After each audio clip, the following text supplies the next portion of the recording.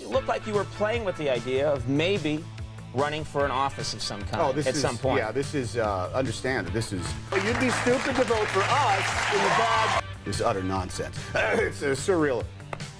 But I realized, now wait a minute. I'm internationally famous. This is utter nonsense. It's surreal. But I realized, now wait a minute. I'm internationally famous. As you've Is that what you say to yourself every morning when you wake up? No, I have my kids remind me. Now remember, Dad, you're internationally famous. Every morning when you wake up? No, I have my kids remind me. Now remember, Dad, you're internationally famous.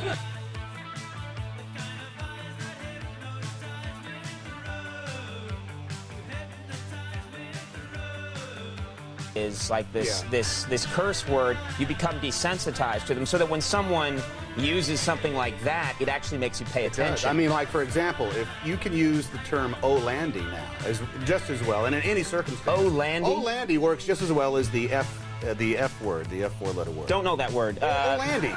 I mean, to say it's like you're driving along and some guy cuts you. Oh, Landy! You could say that, you know, or oh, Landy. Or, you know, I hope I'm going to get some Olandy tonight. You know, you can use it in any sort of form, you know, and... you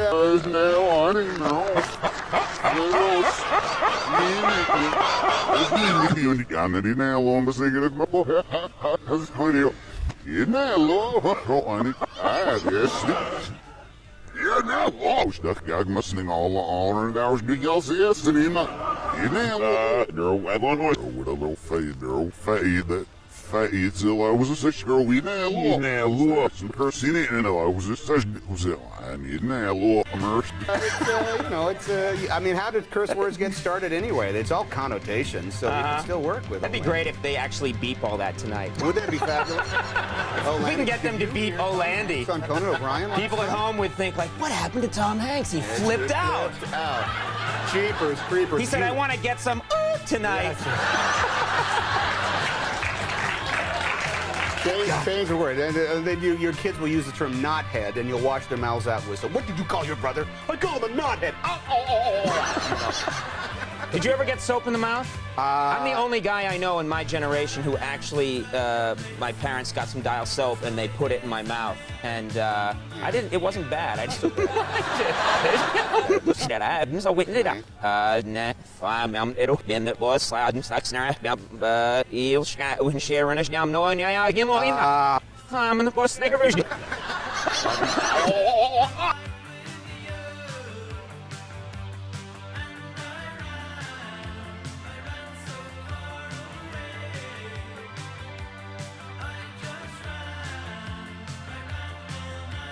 You know, I'd go with an Irish Spring. That has a nice kind of like the more delicate bouquet.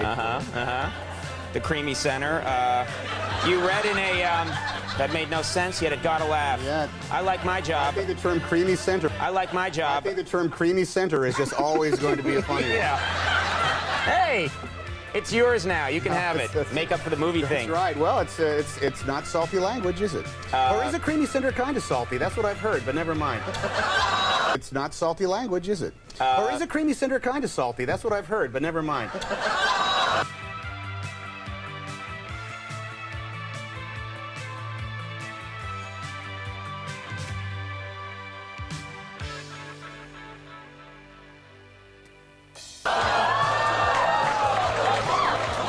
Landy!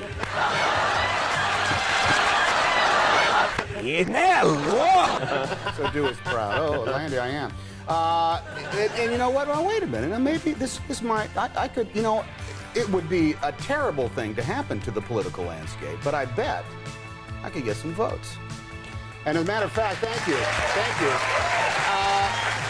Now... You know, I have no opinions about anything. I have no policy, but nonetheless, I still think I think it's a good way to invest 8 months of my life. Now, the thing is, I need a running mate.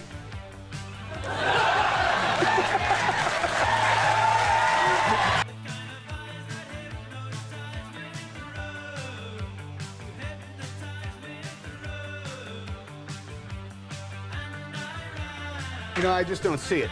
But I think you have a name recognition that could go pretty good. Really? I You'd think let me so. hitch my little wagon to your star? You bet, you bet. Now, what we would need is, we'd need a slogan. And I think the best slogan for us would be something like, that has to be truthful. We can't lie to the American people. That has to be truthful. We can't lie to the American people. So I think a slogan like, as opposed to like peace and prosperity or something, I think that we'd have to say something like, you'd be stupid to vote for us.